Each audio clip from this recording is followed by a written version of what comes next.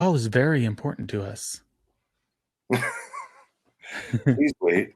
Sorry for the delay. I invited Rhett. I'm curious to see if he shows up. I'd love to. Oh, Tourette. That dude. I haven't seen him in forever. For real, huh? Oh, I got to turn it down. Oh, am I on Facebook now? Yeah, you're on Facebook. I just got in. Oh, sweet. So that I can see questions and stuff. Cool. Okay, let me copy this and let me go to Twitter real quick. Hey, all you social media cool cats and kittens.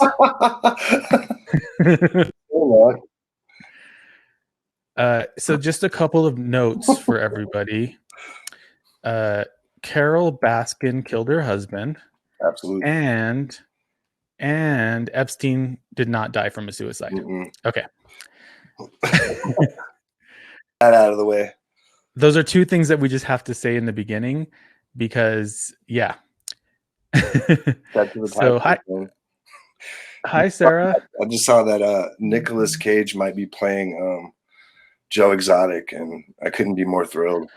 That's either going to be really good or really bad. Yeah, I agree. There's not going to be an in-between about that. Cool cats and kittens. Ew, I think I agree with you, Claverina. I think Nick Cage is a little gross, and like he's either good or horrible. He's not really like one person that can pull off Joe Exotic. I mean, it's I don't know if I like him in that role. Yeah, I agree with you, Claverina. He's not great. Who would you recommend? Who do you guys think that would be? Hi, Lizzie. Who do you think would be good? Who would be good? Let me think about that. You know who would be hilarious for that role, but not like appropriate? Leslie Jordan would be the best. Like, just imagine like little tiny, like sassy Leslie Jordan. Who's Leslie Jordan? Did you ever watch Will and Grace? I mean, 10 years ago or so. He's the one that was like a nemesis with Karen. Here, I'll show you a picture of him. I was gonna say we got to Google this now. I need to see. He's really fun. He's really funny. I mean, he's tiny, so he's not a good like match physically. Was he in American Horror Story? You know what? I think he was. Is he super? And he's too old. Yeah. Okay. You can't see his face. I just thought it'd be funny. Yeah. Sorry, Clarina. Okay, let me think about who else could be another suitable replacement for Joe Exotic, dude. That's a hard one. I mean, Christian Bale could probably pull it off, but he he can play anybody, it seems. Oh, that would be a good one, Christian Bale. I don't know. Anyway, Billy Ray Cyrus. Billy Ray Cyrus. He already has the mullet. Oh man, I feel like I saw him act in something. Actually, was that in Joe Dirt or something? I don't know. David Spade. Hi, Lizzie. Oh, David Spade would be good because he played Joe Dirt. Like that's the whole thing, right? I mean, that would probably be a good one. I don't know. That's a good one. Okay. All right. So we're not talking about Tiger King today. No, we got love. We got stuff to talk about. But I do think that it was a miscast for Nicolas Cage, in my opinion. Well, we'll see. I'm sure it's just rumors, And then did you watch Don't Fuck with Cats? Yeah. So I think that Body Moving, the girl that was Body Moving, I think she should be Carol Baskin because she looks exactly like her. Oh yeah, she kind of would, huh? And just put a blonde wig on her and like a flower crown. Yeah. Yeah. And she'd be sad. The girl from SNL, she did a skit. Oh, the whole skit was horrible except for the Carol Baskin part. Yeah. The rest of it was terrible. I feel like there's other people that could have done her better than that, but anyway. She did good. Yeah. So, dude, okay. So for those of you who hopefully you guys have listened to my show before, but if not, it's okay. I'm not mad at you. You should totally check it out. Talk a little bit about my show first. It's called True Consequences. It's a true crime and mystery podcast based in New Mexico, which is where Alex and I live. Even though his name says Grizzle, he's Alex. And I've known Alex for, every time I try to do this math in my head, it hurts my brain. Like 20 years. Yeah. At least 20 years, probably. Yeah. Okay. So I used to work with you. but anyway, Alex and I are both in New Mexico. Alex has been a guest on my show for a couple of episodes already, and he's going to be on for more. Friend of the podcast and hopefully a fan of the show. All right. kind of. But we covered 2 cases together, and the most recent one that we covered, Lizzie. You Wow. got a face for podcasts. he says that all the time. Yeah, thank you. Also, I have to point out, Alex, you are everyone's voice crush. All the True Consequence fans, you're their voice crush. It's all about the voice, right? It's all about the voice for podcasting. I'm a little bit jealous of your voice, but anyway, the most recent case we covered was Tara Calico, which I want to talk to you about a little bit more in depth than what we were able to get into in the episode. Yeah. I think that there's so much to this story that we didn't really get into. He reads a mean Wizard of Oz with that voice. Oh, I bet you do. Oh, or like Alice in Wonderland. That would be good. Pretty much. I mean, I would love to do something like that. Like read books for a living. Like, I mean, you kind of do, right? Books, you know, that'd be fun. You kind of do that for a living right now. Well, right now I am. Yeah. Alex influences young minds. And that sounds terrible, man. I mean, yeah. In good ways. Yeah, and he's a teacher. It's innocuous. It's okay, guys. I promise. It's innocuous. Oh, look. Aaron just friend requested me. Hi, Aaron. There's Aaron. So I will accept that soon. Socrates was killed because of that. Be careful. Oh. Wow. Amazing voice. She's bringing back the old school true crime there. Socrates, right? Is that how you say it? I don't know. I'm not Greek. Socrates. Okay, so anyways, he influenced the young people, and that's why they killed him. Yeah. So watch out, Alex. Yeah. Beware. So Tara Calico. So let me give a little bit of a background on this story for those of you that may not be familiar with it. It is one of the most infamous missing person cases in New Mexico, and maybe even in the U.S. It was, let me see, I have my notes here. 1988, September, fall. Tara Calico was a bright young woman. She was about 19 years old. She had just graduated high school and was attending classes at the local university branch in her town, which is called Belen, which means Bethlehem in Spanish, although Cleverina probably already knows that. Belen's a tiny little town just south of Albuquerque. It's about half an hour away from where Alex and I live. And there's probably like 7,000 people that live there, something like that. And in the 80s, I think it was even smaller.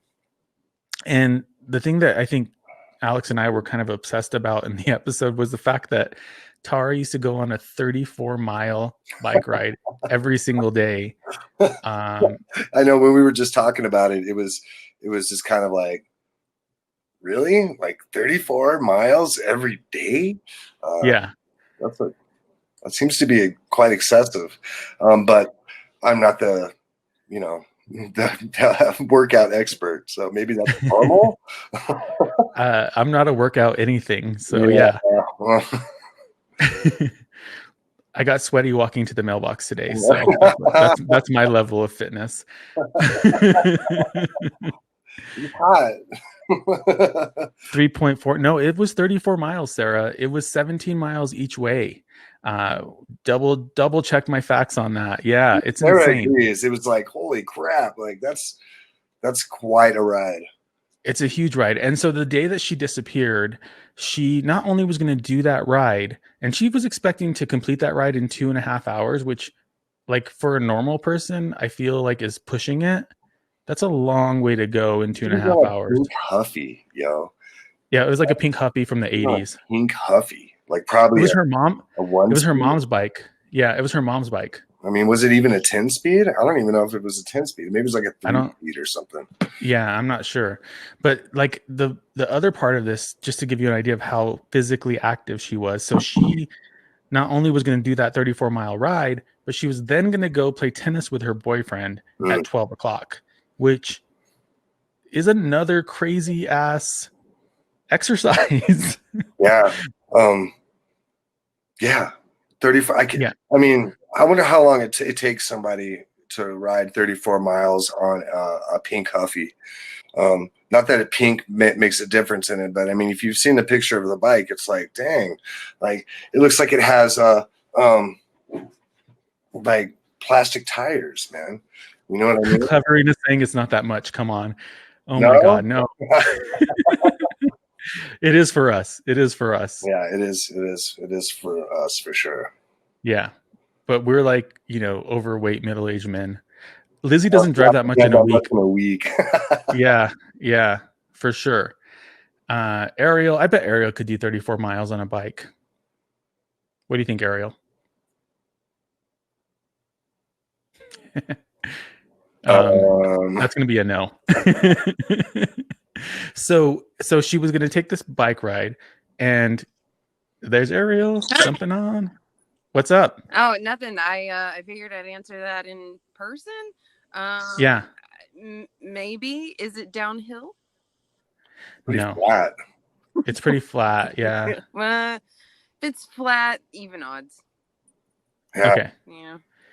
Sarah says the most she's ever rode was 10 miles in a day, and she was 12 years old. Hey, it's still about right. Yeah. Okay. It's that. What's happening? Oh, I'm ready to listen. Oh, okay. I'm not going to talk through your whole show this time. Lizzie said that's her record too, and I had to get a ride home. Yeah. See, that's where I am. I'm like, I'd probably be like 8 miles in, dying. I might have a stroke. Well, think about like what time of year this all probably happened. Like she was used to riding this in New Mexico summer, which Claverina, you know what's wrong with us, Claverina? We're American. That's what's wrong with us. What's wrong with people? We're American. Yeah. America has the highest rate of obesity in the world. True story. Where I'm from, Arlington, Texas. Shout out Arlington. We're in the top 5 consistently of cities in the U.S. And Claverina, if you haven't been to the U.S., if you go to a drugstore, you can buy cigarettes, you can buy alcohol, you can buy junk food, you can buy sodas, and you can buy a little bit of drugs like medicine if you need it. But most of the store is just crap. And no guns, in a drugstore. No, but no. We're not that American. You could probably get a knife though. Yes, you could get a knife at a drugstore. Definitely, maybe like a little pocket knife or something. Eh? Yeah, at least you could get Texas. You could get a kitchen knife. I'm sure. Yeah. Well, and eventually, I'm expecting a Walmart subsidiary that will sell you firearms at a gas station, a drugstore. Oh, I'm sure. Yeah. So we're not the healthiest people. There was a time when I could ride a long distance, but not anymore. I could probably get there again.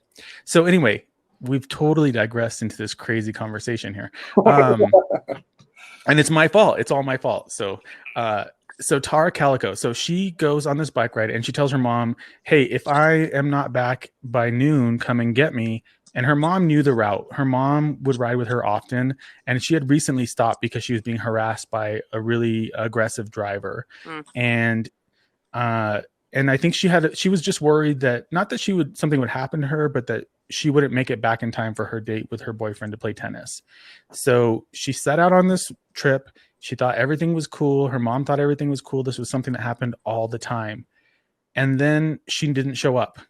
She didn't come at 12. So then her mom left to go look for her and she couldn't find her. She went all up and down the route. She went back home thinking, hey, maybe if I go back home, maybe her bike will be in the garage and she'll be already playing tennis with Jack, her boyfriend, and I don't have to worry about it. She went back home. The bike wasn't there. And when she went inside the house, the phone was ringing and it was Jack. And he was calling to find out what happened to Tara. So at this point, Tara's mom starts freaking out, as you can imagine. Jack comes over, the family gets in the car and they go back on the road and they start looking for any sign of her. And 47, is that what it is? 47? Highway 47. Yeah, it's the road that goes north and south, and it connects Belen to Albuquerque. Yeah, I went and actually made that drive, and went around that whole area, and that would be a very hard ride this summer. I'm still stuck on the 34-mile bike ride. Yeah. So as they're driving around, they stumble upon the side of the road. There's a broken Walkman, which for those of you kids who don't know what that is, it's like an iPod, but before iPods, you could play cassette tapes and listen to music that way. It's a very old way of doing things. Hers was very distinctive. It was bright yellow. It was a sport version, and they recognized it right away. They also found somewhat further away a cassette tape that she owned, that she was listening to at the time, as well as some evidence of a struggle, whether it was tire tracks, footprints, whatever. But she was gone. Nobody knew where she went. I'm curious what they made them think that was her tape and that part of her Walkman. I mean, I wonder if it was a blank and she maybe had written what was on there, or I think that they just knew what she was listening to at the time. I think that's kind of, like back then, for me anyway, I didn't really have that many tapes. So, I would play some things on super rotation. Like I was like, I'm listening to Boyz II Men 24/7 for like 45 weeks because this is what I have. Or you'd get that one sweet mixtape where you mostly didn't get talking over the beginning of the song from the radio. Right. Do you remember recording those tapes where you're like, yeah. And then if someone messed you up, you get so mad. You'd be like, I hate you so much. I was so close to recording that song. Yes. And I used to listen to the Casey Kasem like top 100 every week just so I could hear the songs that I liked and hopefully record them. What's something is really cool for my wedding? We gave away mixtapes as the favors, but they were USBs, but they looked like a cassette. It was really cool. That is cool. Yeah. I love it. So Sarah's agreeing with you, Alex. She thinks that maybe it was Tara's mixtape or something that she had labeled, and maybe that's why they knew it was hers. Yeah, they seemed like they were pretty sure that that's what it was. It was hers and whatnot, and like the cover of the Walkman as well. They were like, "Oh yeah, that's hers." So I was just wondering.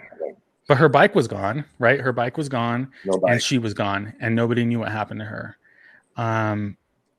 So I'm just going to give a little synopsis for those of you that haven't listened to the episode. So sorry for those of you that have, for those of you that are familiar with the case, just bear with me. I'll make it as quick as possible. So there was no word from her. The investigation starts with the police, no word for a long time.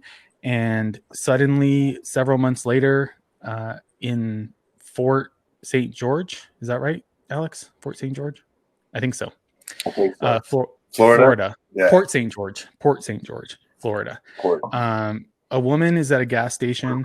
She finds a Polaroid picture, and the picture depicts a girl who is bound, and her mouth is covered with duct tape, as well as a young boy sitting next to her. His mouth is also covered with duct tape.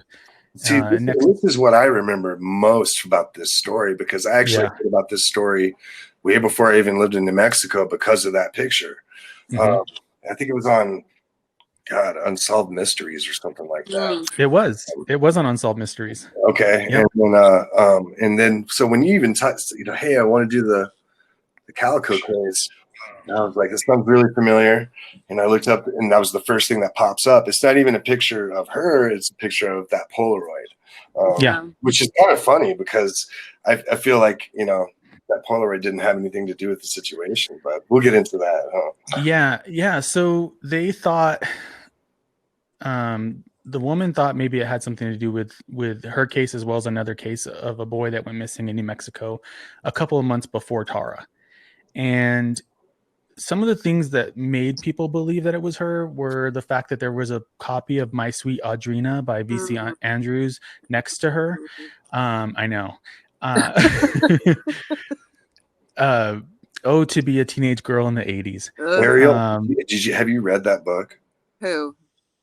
Have you read that book? Oh yeah, I sure have. Wish I hadn't. Yeah, VC Andrews is horrible. Like her I stuff mean, is I've never so read it, so creepy and dark and Although there is a masterful review of it online that takes the entire book to task, and it was one of the best things I've ever read. Like, nice. Nice. Flowers in the Attic was another one of hers that was like really hard, and the movie was even worse. Super gross. Don't like The it. themes in VC Andrews are very odd. They're very odd. It's like incest and That's like a big one. Is the incest thing? Yeah, it's weird. Yeah. It's weird. Thanks, I hate it. You know. ew. Yeah, thanks. I hate it. So that book though. So they are Lifetime movies now. Yeah. Gross. So Tara, VC Andrews was her favorite author.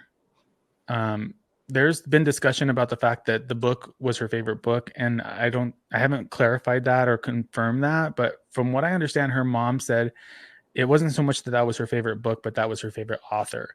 And so that's why the family believed that this could have been her, because they thought that maybe that was like a message from the abductor to the family to let them know that it was her. But I mean, that's probably was that a fairly popular book? It was back then. Yeah. Okay. What, My Sweet Audrina?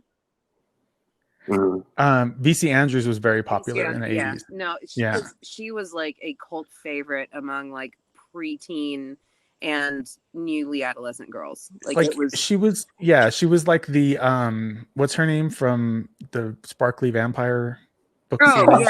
The Twilight shit. Twilight, yeah. So she was like her, right? I don't know. Yeah, Stephanie something. Vampires. Stephanie Myers. Look at you. Thank you, Lizzie. So she was like the Stephanie Myers of the 80s, I think. Yeah, for sure. Yeah. Like Anne Rice was in the 90s. Is that fair? Yeah, I think so. Okay. I think so. Although I feel like Stephen King was the Stephanie Myers of the 90s. Much better. He was the 80s, man. That was his big time, was the 80s. Yeah. Well, in 90s. He kind of the 90s. Kind of spans like. So, Lizzie, you read Twilight in college or VC Andrews books? He loves Twilight, I've heard. Oh yeah. Yeah. She's ragging Twilight. I get to rag. Yeah. I get to rag her. I never read Twilight. As soon as I heard they had sparkly vampires, I was done. I was like, no. Vampires are not supposed to be sparkly and cute. They're supposed to be scary.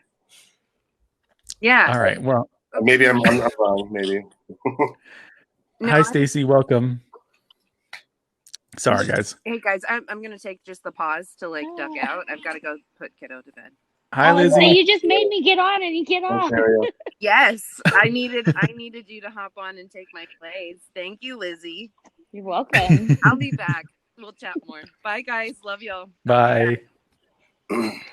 Okay, so the photograph. So the parents of Tara and the parents of the boy that they thought was connected to this went to Florida to go look at this picture, and then they brought it back to the FBI, as well as in New Mexico, we have something called Los Alamos National Labs, which is a scientific laboratory run by the government, very famous for creating the first atomic bomb, actually. So the FBI, as well as the, are you a New Mexican, Lizzie? That's a great photo. I'm noticing all the local beers. I think you're on mute. You're on mute. Take it off mute. Okay.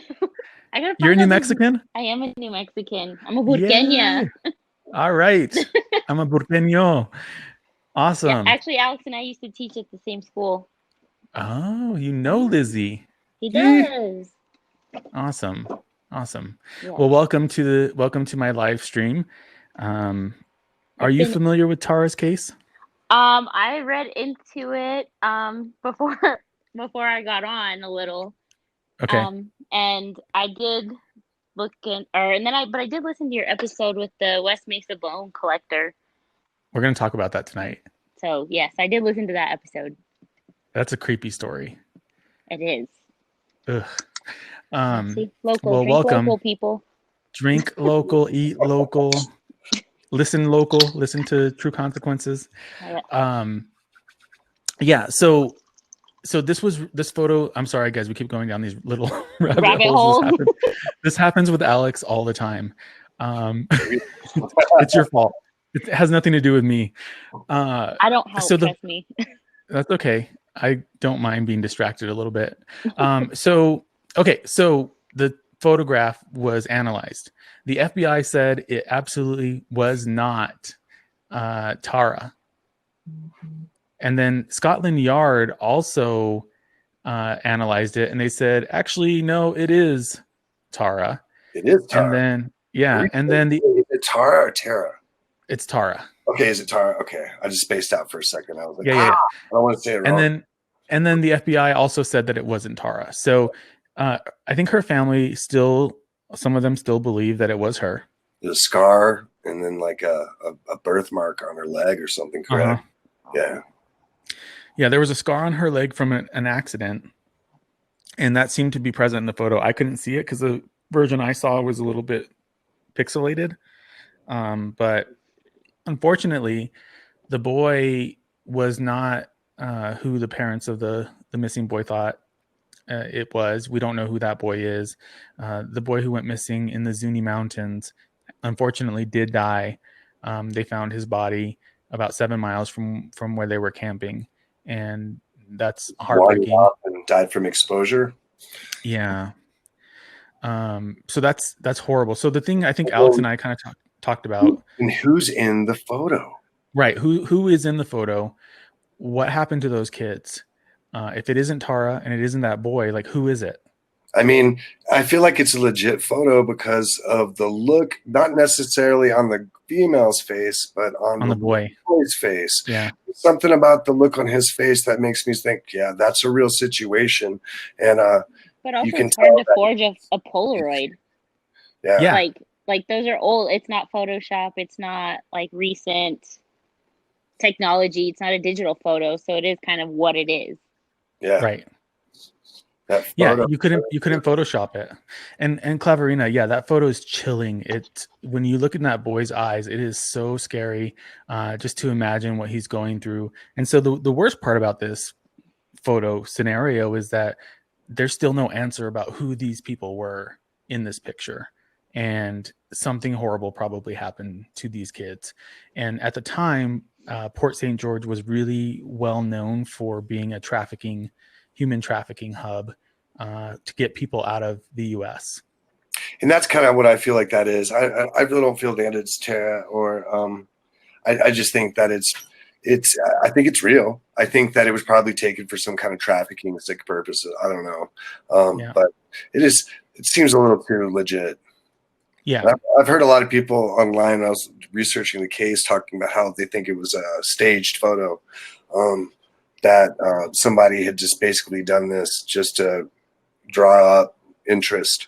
You know what I mean? And I don't know. If that's the case, like, that person is really fucked up. Yeah, what a sick fucker, right? I mean, well, I mean, that's notorious in serial killer cases, is people sending fake letters and things like that to the police just to gain attention. So it's kind of copycats and red herrings. Yeah, you're like, come on, people.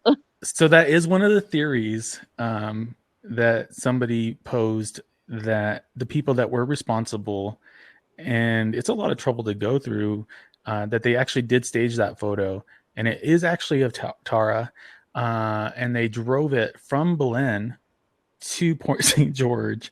Allegedly, somebody saw a car in the parking lot of that gas station where they found the photo that had New Mexico plates. So I guess, I mean, it's kind of a stretch. I mean, if it's trafficking, you got to think maybe that if she was abducted, that they could have taken her to the furthest place that they're going to be looking for her, and then ship her off maybe somewhere. And you think about Florida being a real good place for something like that, then I guess that it could be feasible. Right. But I don't think Tara ever left the state, honestly. I agree with you. I think that something happened to her that day, and I don't think she lived past that day, honestly. Um, unfortunately. And then, one of the things that we went through is the case file. We talked about some of the interviews and stuff, Alex, on the episode that we had. And the theory that really stood out to me and I think to you was the theory that the sheriff's son at the time and a couple of other boys abducted and raped her and possibly killed her and hid her body. And as a result, because he was the sheriff's son, he was given some level of protection, and the investigation kept, to Lizzie's point, being shifted to different places and different look over here kind of situations, when maybe those people were living in that community the entire time. And all these kind suspects. of like a dick thing to say, I guess, would be if it was the sheriff's son. Like, just as a parent, I mean, God forbid my daughter ever killed anybody or did anything. I mean, I would probably drive to Florida. Like, I know you said it was an out of the way type of thing, but it's like, how do I get all that attention away from my child? Yeah. If you're going to be covering for your kid, I feel like parents don't really have a limit. For me, if it was my son and he did something like that, I'd be the first one. I would call the cops. Well, as long as she didn't kill anybody, I guess I'd be like, well, we'll try. We'll see what we can do. If you hurt somebody else, if you hurt. Well, who did you kill? Yeah. Did mom have beef too? Because if mom did, I might help you. I told my son. Showing. Let's hide that. She's like, hold my hoops. Yeah. Oh my gosh, that's my signature jewelry. You got me. That's because you're Burkenia. I know. I got my hoops and I always draw my eyebrows. That's great. I love it. That's my favorite.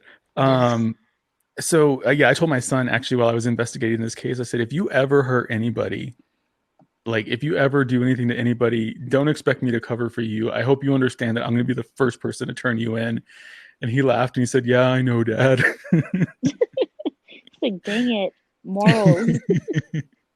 Yeah, I'm not going to tolerate that. So that is the theory right now, that Tara was so the way that it goes basically is that these boys were in a truck, in this old truck with a camper on it, and right, yeah, and they were fabricated some way, yeah, and they were following her really closely, catcalling her, harassing her, all that stuff, and some people say that maybe they hit her bike, accidentally while they were like fucking around, and they might have hurt her. And then they took that opportunity to abduct her and hide the evidence and get rid of it. And there's a lot of eyewitness accounts of people that say that they've overheard these people talking about the fact that they did this. And that, for me, I mean, it wasn't just one person. It was like 6 people that all had the same story. I feel like a whole bunch of the community there was kind of understanding they knew what really had happened. Yeah. So unfortunately, nobody has ever faced any charges. Tara's body has never been found, and it continues to be one of the most baffling cases, and maybe conveniently confusing. Oh, thanks. Thank you. Thanks for the tip. That's awesome. Yeah, it is a crazy case. So, Alex, what were your thoughts researching this case? Agreed. Wait, what's that? I'm sorry. What were your thoughts when you were researching this case? That, what's funny is when I was doing the research on it, I always like to go through a lot of sources, and every time I went to a different source, I kind of got a little bit of a different story.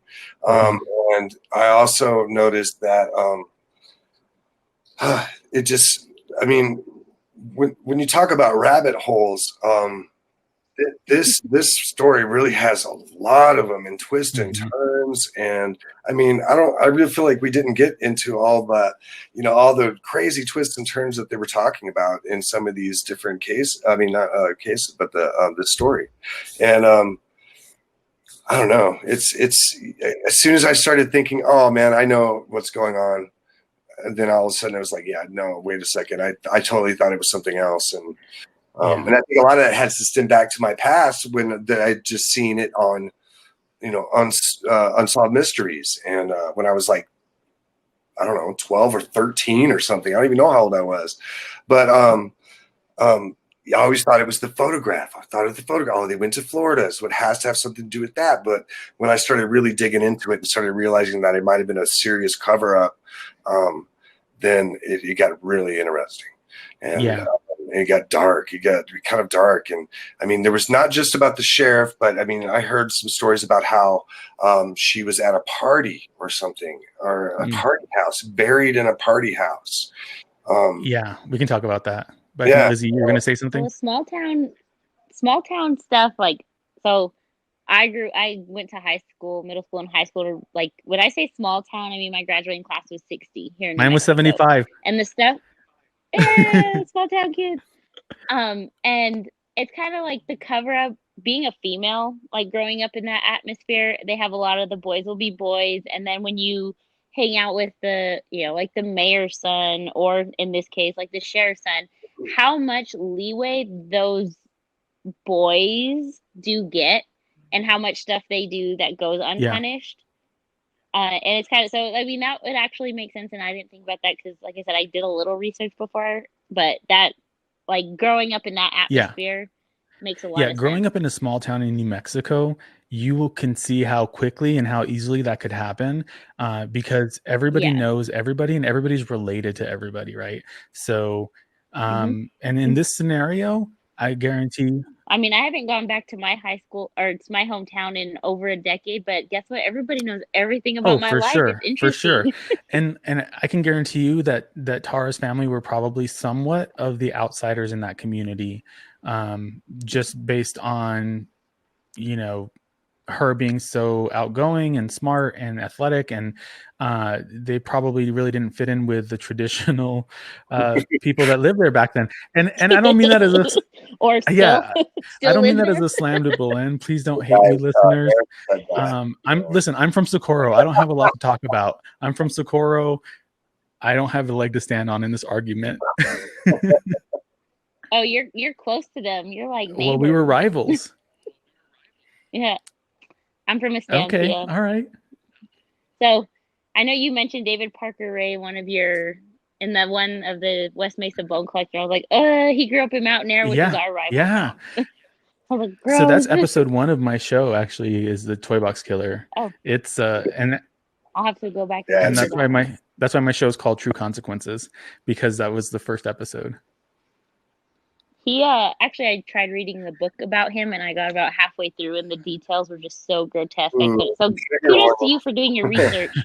That was a tough one to do, and then interviewing. Hi, Stacy. Hi. And then interviewing Cynthia Vigil Jaramillo, one of the victims that survived. That was a tough one. That because she does not hold back anything. She goes into full detail. Well, she shouldn't. Not for that. Never paint him in a good light. I was proud of her for being able to tell her story like that. That was a good one. She's amazing. She's just so strong. There's a rabbit hole. Another rabbit hole, Lizzie. Dang it! I know. See, I have ADD, so I'm not a good co-host. don't keep him on your show, not me. So Alex, or I don't know, Stacy, if you had something you wanted to add to the conversation. No, we recently moved to Los Lunas, and it's such a small town. Everyone knows everybody's, and I've heard a lot about her case, and I just truly don't think it's ever going to get solved. I mean, I don't think anyone will ever let it get solved. I agree with you. That's what I agree, Stacy. I think that's the problem. I think it could totally be solved. I just don't think that people are going to let it be solved. I think it's a great.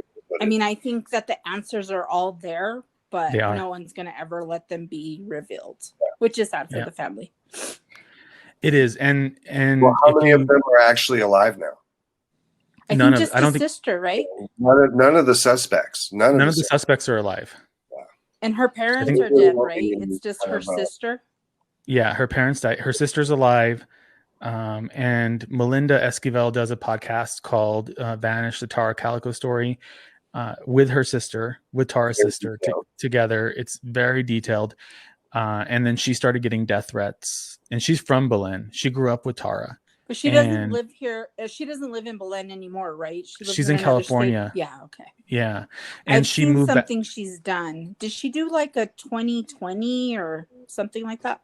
She did Nancy Grace. Okay. Nancy Grace. Yeah. Top Mom. That was a long time ago.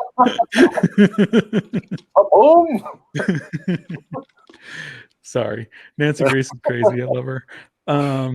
Yeah, so Melinda moved back to California because she was being threatened, because her life was being threatened. And but her podcast is really good and really in depth. And the other part of this story that drives me nuts, Alex, is the fact that all those like interviews and the records and the recordings and everything that was missing out of her case, Yeah. like from the police department. How does that happen? Well, I mean, unfortunately, it happens quite frequently. I mean, it happens with fires. It can happen with just evidence disappearing. It never gets logged correctly.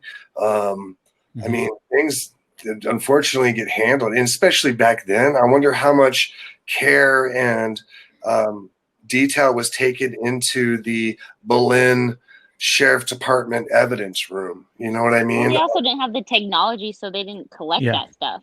So Yeah. it's like, well, That's I true. mean, whose is it? Like, all I guess you could do to really compare anything would be a microscope. Like, it looks like her hair, looks like the other ones, or it wasn't a very detailed science back then, Right. which is why so many cases now are being overturned, because they do have the technology to. Mhm. So Test I mean, DNA. in small town Belen, like, who's like, I'm sure the police force isn't trained on that anyways. Like, maybe in LA they were collecting that stuff, so it would have sat in a unsolved box forever. But like small town, they're like, oh, if we can see it, yeah, we'll grab it. But this doesn't do us any good because the technology's not there. So they probably threw out a lot of stuff. Just, I'm not gonna say ignorance, just lack of technology. So they had no need to keep that stuff. Some of it was suspicious, though, especially because there was one interview that the sheriff went and re-interviewed this person, and he said, I gave this interview when this happened, and there was no record of his interview at all, even though in the case file it said that there was a recording of it. The recording was gone. There was no transcript. Everything was gone. So and his interview, if you go and read it, the case file is available. You can just find it. It's out there. If you read it, it's very specific. So he talks about the fact that he's sitting in, for those of you guys from New Mexico and maybe other places, the sheriff's son lived in a mobile home.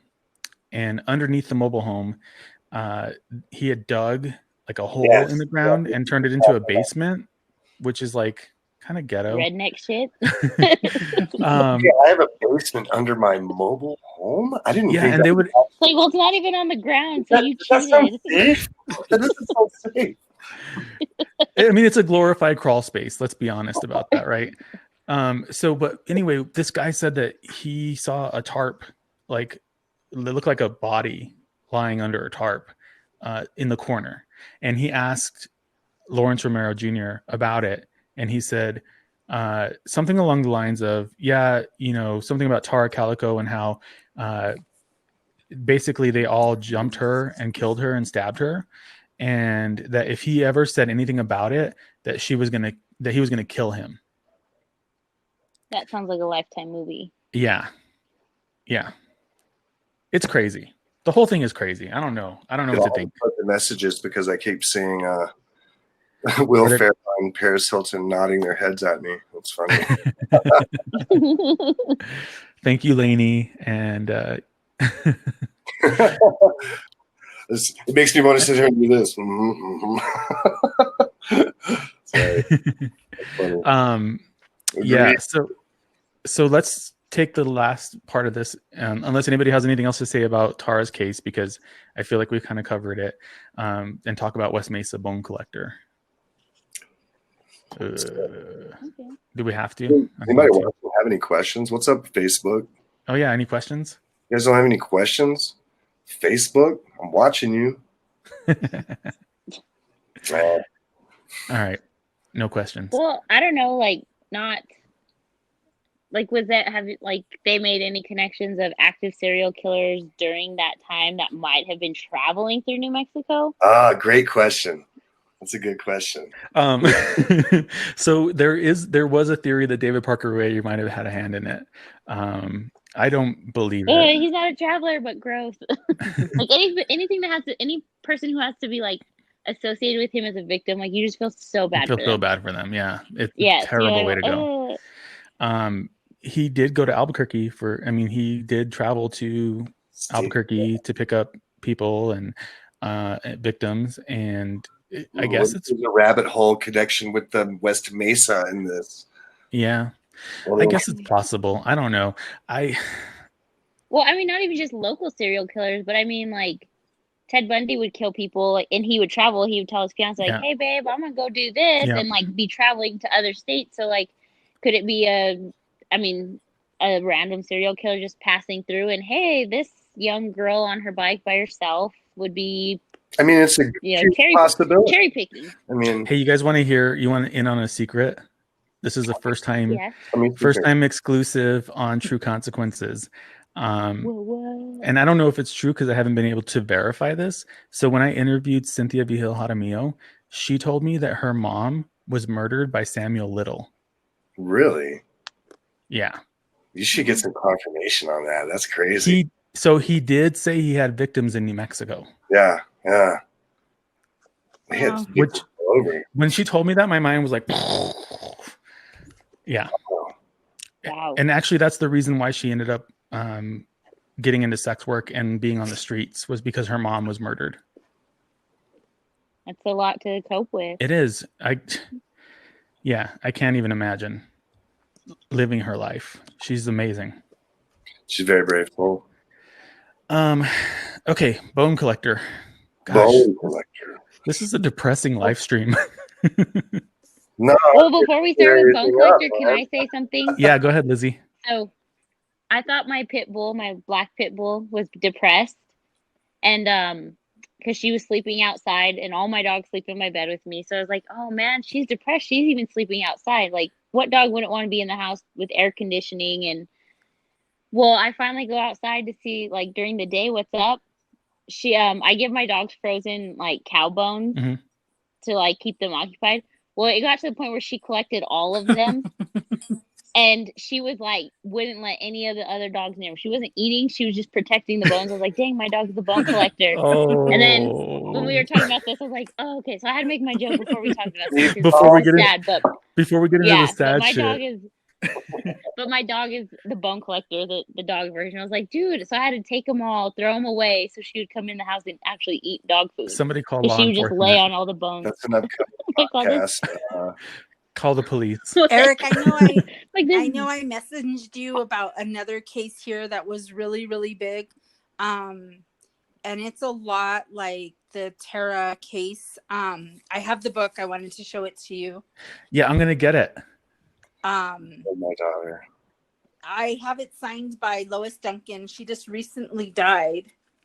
But she was so passionate about just solving the case. They had to move to Florida because it was just so much corruption. I mean, it's just welcome to New Mexico. You'll have to read it, and you'll definitely be interested in putting it on here because it was a huge case here in Albuquerque, like in the 80s. And okay, I'll check it out. Yeah, so thank you, Stacy. You're welcome. When we give her fake bones, she doesn't eats them. She's obsessed over them till we hide them for her. So she likes to play hide. Oh, her dog. Okay, cool. Sorry, rabbit hole. I know, right? Every time. Well, it's okay if we don't get too much into the Bone Collector because it's okay, Cleverina. No worries. Next week on the live stream, I'm going to have the host of the Mesa podcast, and her podcast is specifically all about the West Mesa Bone Collector. So I don't want to give away too much of her thunder for next week, but I did want to just kind of pick your brain, Alex, on what you thought about researching that case and what your thoughts are. I mean, that was a case I liked writing that one because there was a ton of information and rabbit holes as well. And I liked it because I felt like I came up with my own conclusion of what happened. Mm-hmm. I felt like I had kind of solved it in my own little head. You know what I mean? Mm-hmm. I should have been a detective. No. Calm down. It was a hard. Settle down, killer. It was a hard story. No pun intended. I felt like that was a good one to do because I knew someone that was knew one of the victims of that, and so I thought it was important. And I looked through some of your comments and stuff on your cases, and I saw that the West Mesa bone collector case was like one that really kind of everyone can kind of like relate to that somehow. Remembers when that happened, or knew somebody that knew somebody, or knew that person that was directly involved in it. And so that was a hard one. It was a fun one at the same time, as dark as it was. That's another case that's just so baffling and confusing, and there's so many potential people that could be involved, and it's insane to think about. It kind of hurts my brain a little bit, and just the sheer size of that excavation site. The biggest in the country. It was one of the huge. biggest crime scenes in the country. And here's my thing: is I think there's more out there. I think that there's more out there that have not been discovered yet, or probably will be discovered. Hopefully, will be discovered. But I don't. I feel like there may be more out there. I hope that my conclusion of that story is true, and the person that I think did it is no longer on this earth, so that this won't continue to happen. But I do feel like that there's probably another site. Yeah. Being an armchair detective. Yeah. Like I am. I feel, my gut tells me that it was what's his name? Lawrence? Not Lawrence. Lawrence, yeah. Lawrence. Just mostly based on the fact that he was caught in the act of murdering a sex worker. Man, and for our podcast, we didn't really. And that was Blea, right? Last name Blea? Lawrence. No, what is Lawrence's last name? Montoya. Montoya, something like that. Lawrence, was it Lorenzo? Lorenzo. Yeah. Because I found Lorenzo. Lorenzo. Okay. See, I did my Thank research. you. Thank you. So at that time, And I take notes on my research. We come across a video from a news station. We didn't really play that for the podcast because we. Oh God, that's horrible. I want to talk about it while we were doing some research while we were working on the case together, and it was really creepy. And it was, I can't remember if there was a sex act involved in it. So but the camera faced the wall, and basically all you hear is duct tape being pulled off of a roll. And so they found a stash of basically homemade sex tapes. I would call them probably homemade rape tapes. That's my gut feeling on that. And on one of them, the camera shifts to the wall, and you just hear duct tape being pulled off the roll, and it's so chilling. That was another reason why, and we didn't talk about this at all in the episode, so Alex, I'm glad you brought this up, but that was another reason why I was like, this is the guy. Like, this has to be the guy. Yeah, I mean, it's too convenient. It was like 2 miles away from his house, 3 miles away from his house, where the bodies were found. And, I mean, of course, he was killed by this girl's boyfriend. Thank you. Let's just say that. Boyfriend, and in the act after he had killed this girl, dragging her off in duct tape, and I don't know. It's just a little too convenient to me. So I lived in that area at that time. And thinking back to it, like I've thought about this case so many times just because there's so much out there in the Dateline and everything. Mm-hmm. It was like, if I can make you picture it. So it was on, God, I can't think of the name of the street, right? Blake. So there's an I know where that Allsups is. right there on Coors Yep. and Blake. Yep. None of that was there. Only the Allsups. You went up, and then there was a trailer park to the left, and that's where he lived. He lived in the first trailer park. He lived about 3 trailers into the main road, so it was right there. Yeah. And then you went up. Not many people can see him coming and going. You went up, and there was just mostly trailer parks up there. And I lived at the very end of that road, and it was mesa then. Like empty. There was no roads. There was no, like, you just didn't go up there. There were no houses. It would have been so convenient for him just to be in and out, and he knew the area. It's just, I think it. Was he a lifelong, like, New Mexico resident? I think he worked even for, like, the city or county. I think you're right. Yeah. Well, I've encountered some creepy city workers, so that would Oh, Lizzie, I hope you come to every live stream. You too, Stacy. You guys are fun. Wow. Yeah, that's I still think do you think he did it, Stacy? Do you think it was him? I do. I mean, I think it's just and it stopped. As soon as he was killed, it stopped. Or, you know, I mean, then you see all the aerial videos of the years progressing, and you could see like the track marks from. Totally convinced it was him. Yeah. So Alex, I think you had a theory, or you brought up a theory about the potential of it being maybe somebody who was traveling a lot, who maybe moved what they were doing somewhere else. Is that where you're going to go with that? I mean, it's completely possible. State fair time, you know? People, I forget. Wow, man, you're going to have to remind me about that part. There was something about the state fair. There was a carny. That was one. And then there was another gentleman. I wouldn't call him a gentleman. A photographer. Who? Yeah, the photographer. That's who was the one with the middle school kids? I almost say his name was. That's Blaya. He's the middle school rapist. And he's dead too, right? Or he's in jail? No, I think he's in jail. He's in jail, I think. And that's scary because he would do that in the McKinley area, which is the area we teach at.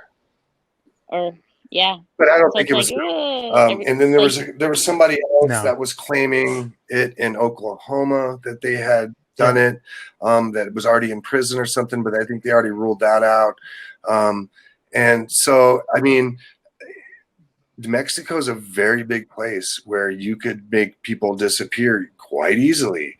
There's places that you could go that no one goes to. And so for someone to be burying someone that close to home is kind of shocking to me, because you don't want to, usually when someone commits a crime, they want to put themselves as far from that situation as possible so that no one points fingers at them. Let's look at it this way. What is the mesa made out of? Like, what is it? Because it's all sand and weeds and cactuses. It's really, and so let's be real about like house value. You're gonna for the same house that you'd get in the foothills would cost half the price if you move out to the West Mesa. So this guy's probably thinking, well, shit, nobody's gonna move here. It's desert. It's sand. It's and because I lived in Corrales from the time I was in kindergarten until 6th grade. And I was there before Cottonwood Mall, before all that stuff. And you see, it's like, who the fuck wants all this like sandy wasteland? And now they're developing it. So he probably thought that at that time, like, well, shit, nobody's gonna buy this. It's the desert. At that time, if they want desert, they're gonna go to Arizona. At that time, it literally was nothing from that last trailer park all the way up to 98th Street, where there was another and now they have all these developments that he probably thought would never come to be. So he's like, well, this is pretty safe. Like, nobody's going to be digging or doing anything here because it's not desirable. It's not, you can't really cultivate sand and make shit grow other than cactus and cactus. And it was, I junipers. thought about the Carney thing too. And it's such a rural area up there at that time. It's not by the highway. It's not it's not real easy. It was not really easy accessible. it would have been really weird for someone to like. You would have to know about it. Yeah. To go there, I think you're right. I agree with you, Stacy. Well, I think we're all on the same page here. So, last 5 minutes, Alex, anything else you want to say about? Sorry, Alex. Anything else you want to say about this case or about Tara's case? No, I just thank you once again for letting me work with you on these. It's been a lot of fun. Yeah, man. I'm enjoying having you on the show. I'm looking forward to what we're gonna do next. You guys, we're gonna do Roswell. The Don't Roswell tell him. incident. Don't tell him. It's okay. Cat's out of the bag. We talked about it last week. Yeah, that's right. We did. I'm excited about that. That could be a 2-part episode. That I think, might just be, because that's going to have to be a 2-part. There's so much info. I almost want to figure out a way to be able to show pictures and videos while we discuss it next time too. I think that's it. We're kind of, we tried doing it last time with it, but it was just off. But I think I've been working with it enough that we might be able to figure something out. That way we can actually look at the evidence and discuss it as well. I'm getting more comfortable with my face being on camera. I was really uncomfortable during that. Be a virtual teacher and you get used to it. You're like, hey, you do some. That was like parents watch you. So for those of you guys that don't know, we were recording by Google Meet when we did the Tara Calico investigation, and we were going to show the video on YouTube and maybe on Facebook and stuff. And then I just started like watching it, and I just started to like hate my face on there. And so I was like, hate my face? I'm not doing it. I'm not doing it. I do want to talk a little bit about what's coming up for True Consequences. So this week, the case that's coming out on Sunday is a really horrible story. It's really a sad, depressing case. I'm sorry. But it's a story that needs to be told. And it's about a boy who died outside of Springer, New Mexico, escaping a pedophile priest. And he died from exposure. Wow. According to official reports, but his family thinks that maybe there was something more sinister afoot. It's going to be New Mexico's Forgotten Children, Hacienda de los Muchachos. And yeah, it's a horrible story, and it's really sad. So was it like an orphanage or what? It was a boys' ranch. It was the boys' ranch in Springer. Oh, you probably heard of it. I don't know if I should listen to this one. That topic gets me so heated. It's really, me too. I had a hard time recording it. So I almost fought a guy in Colorado because we did not see eye to eye, or he wanted to be devil's advocate, if you will. You can't devil's advocate for a pedophile. I'm sorry. Oh, I agree. Trust me. I mean, otherwise, I would do the same thing. I would have won. He was skinny. The week Boys Ranch, Clubberina. So the Boys Ranch was not an orphanage. It was it was troubled teens. Troubled teens. Yeah. So they would, like, if you had a hard time with your kid, or if they were getting in trouble with the law, rather than going to jail, they would go to this ranch and they would have to work and they would go to school and they would do all this other stuff there. But there were some other horrible things that were happening. And this case particularly started the priest abuse investigation in New Mexico, which, if you remember that, it was a huge deal. So that's this week's case. And then next week, I'm so excited about it. It's going to be a crossover with Malice. And you guys, it's the Epstein case. Oh, shut up. He died of corona, just so you guys know. He did not kill himself, you guys. And no, Carol, I didn't say. I said he got corona. I know you didn't, but I started this show by saying Epstein didn't kill himself. I know, I heard it. And Carol Baskin killed her husband. Carol Baskin, she did. Oh my gosh! I even tipped at Rio Bravo. You what? That I tipped at Rio Bravo. They had tip jars. Did she kill him or did she not? I tipped in she killed him jar. Was that jar more full? Yes. Was the other jar empty? I think somebody dropped a 20 in it. I gave him $1. It's like people are really I'm jealous. That's going to be a good one.